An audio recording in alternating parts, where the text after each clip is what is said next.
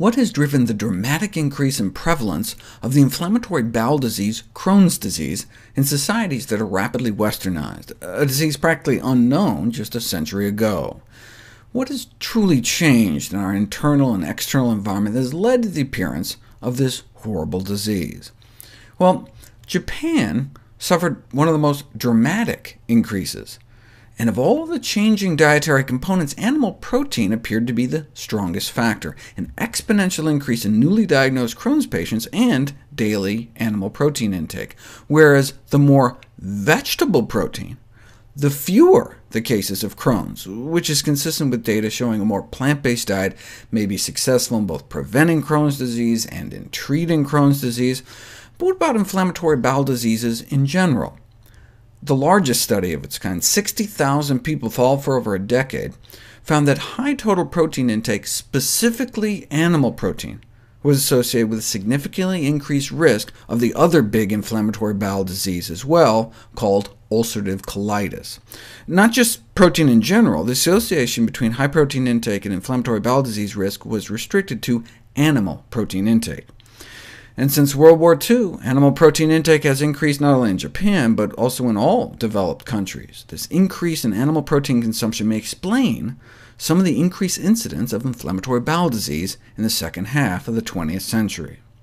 And it's not just this study, that's about what most other studies found as well. But why? What's the difference between animal protein and plant protein?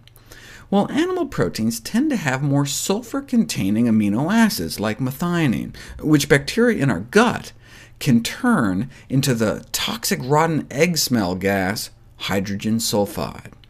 Emerging evidence suggests that sulfur compounds may play a role in the development of ulcerative colitis, this chronic inflammatory bowel disease of the colon and rectum characterized by bloody diarrhea. The first hint as to the importance of our gut flora in general was in the 1970s, when analysis of stools showed that their bulk was made up of mostly bacteria, not undigested material. Most of our stool by weight is pure bacteria. We're pushing out trillions of bacteria a day. They just keep multiplying and multiplying, and they do wonderful things for us, like create the protective compound butyrate from the fiber we eat. But it depends on what we feed them. Bacteria may also elaborate toxic products from food residues such as hydrogen sulfide in response to a high meat diet.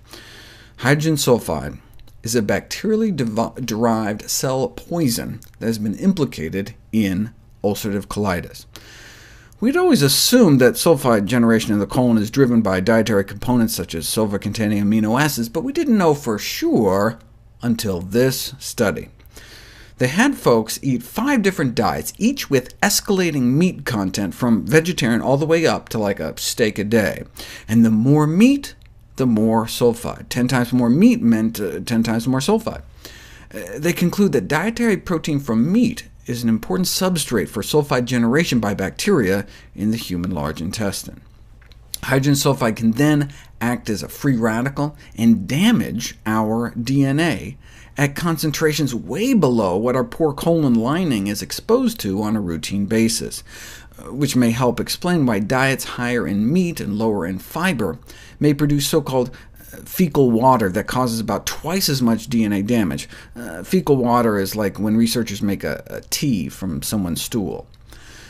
The biology of sulfur in the human gut has escaped serious attention until recently. Previously, it was just thought of as the rotten egg smell and malodorous intestinal gas. But the increase in sulfur compounds in response to a supplement of animal protein is not only of interest in the field of flatology, which is the formal study of farts, but may also be of importance in the development of ulcerative colitis.